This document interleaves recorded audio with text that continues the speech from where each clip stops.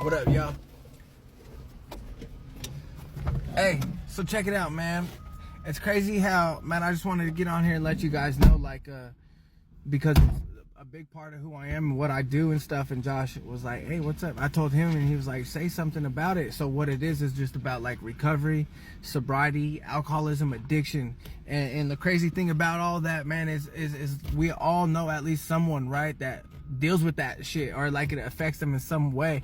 Anyways, for me, I just kind of wanted to like tell you guys a little bit like what helped me the most, man. Check it out. So, like, I grew up on the Colville Indian Reservation in Omak, Washington, and I'm the oldest of 4 kids. I have a mom and dad who are loving, who are supporting, who have always been since the day I was born. I have grandmas and grandpas on both sides that were always loving and supporting. I have aunties, uncles, cousins that were always loving and supporting. I had no reason to ever get drunk or ever do drugs, you know what I mean? I had all the support and love that a human could ask for, honestly. So I grew up in about 3rd, 4th grade, started playing basketball and made some good friends that turned into brothers, you know what I mean? Me, Jake, Daniel, Dakota, Isaac, Bryson. It was like a group of 5 or 6 of us. Bodine, like we were right there and always together, always together. And we kind of just ran around town, and it's a small town, and the school's like a 1A high school, so it's a small town. Everyone knew us, bro, and we were always smiling, man. We're always smiling, we're always waving, and it kind of was like an energy, like when you seen us driving down Main Street, on all 5 of us on our bikes, or 3 to 5 to 6 people on our bikes, like, you know, we waved, we smiled, and everyone knew, like, oh, that's Jake, Jordan, Isaac, you know, that's Dakota, like, that's Bryson there, you know, good kids. Not only that, we were really successful in basketball at the time, so we were pretty good, pretty athletic. Anyhow, man, I don't know what happened my freshman year. I mean, I just kind of like,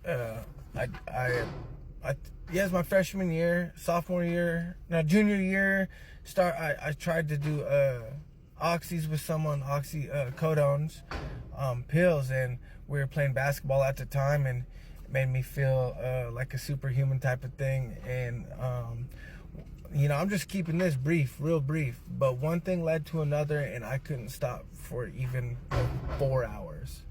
It got to the point where I was stealing from my 86-year-old grandma. She would be sleeping. I would sneak into her room, take the last dollars out of her wallet, and leave the house with a smile on my face because I was about to get high. And this is the woman that helped raise me, who loved me more than anyone. You know, I would steal from my brothers, my little brother, my little sisters, with a smile on my face. The shit took over. And it got to the point where I wanted to stop, man. I always wanted to stop. And this is what I got on here to say. Alcoholism and addiction, it's a disease that lives inside of my head, right? Like, it's in me. So my mom can be mad at the drug dealer, you know what I mean? My grandma can look at me and be mad at me, and the drugs. They could be mad at the drugs. Man, if there was no drugs in Omak, man, if there was no alcohol in Omak, man, if these kids didn't have access to these drugs, man, I hate drugs, I hate alcohol. What about me? What about what's in between my ears? You know what I mean? Because that's where the problem lays. See, I would go to jail. I would be 30 days in jail, and I would be telling my mom, my dad, my Sally, everyone, whatever, I'm gonna stop doing drugs, right? I'm gonna stop doing drugs.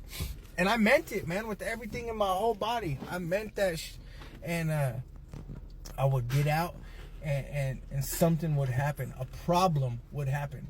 Not the drugs, not the alcohol, a problem.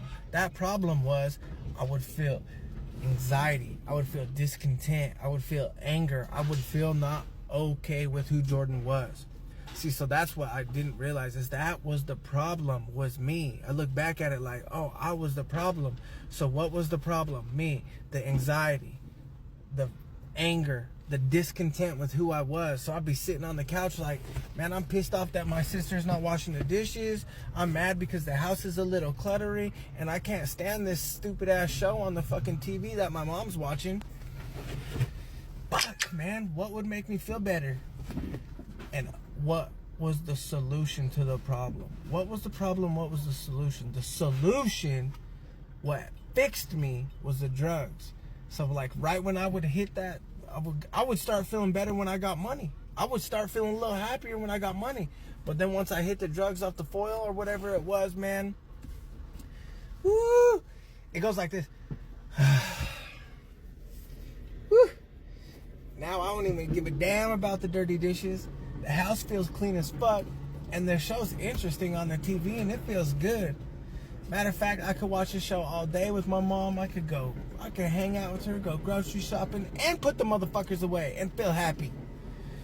I was good with who I was, man. The anxiety was gone. I was content with who I was, and I'm cool.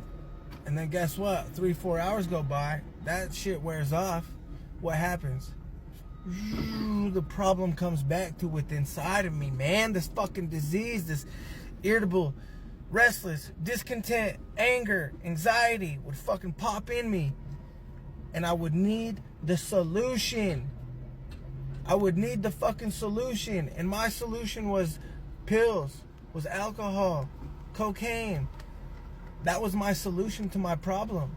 And it wasn't until I went to treatment and I did a few things, a few simple things that, I sat down with someone, another male, another guy, and he a mentor, and we prayed and shit, some weird shit, and I was like, what the fuck are we doing?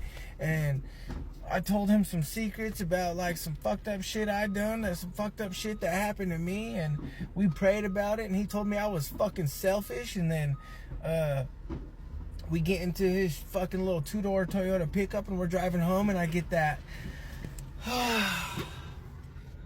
that sense of relief that drugs produce for me. That solution to this problem, I got it without drugs. I got it without alcohol. And it was the first time I've ever felt hope in my life. I ever felt faith in my life, and I was 100% certain that I wasn't going to get loaded.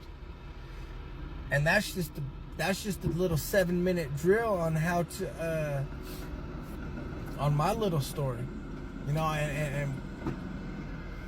there's a lot more to it, man. There's a lot more to it, but I was just doing this for my boy Josh because he asked me to, and I was like, sure. I've never done a TikTok, so I told Josh my story a little bit, a longer version of my story, a more detailed version of my story, a little bit more in depth, a little bit more powerful, a little bit more emotional version of my story, and I was like, and he asked if he could put it on his TikTok. So I'm just giving you this, man. And if you know someone that is struggling, or you know someone that's even just affected by someone struggling, just know, man, no matter fucking what, if they're alive, there's hope. If there is alive, there is hope. There is hope that it will get better. I believe, honestly, with all of me, it will get better.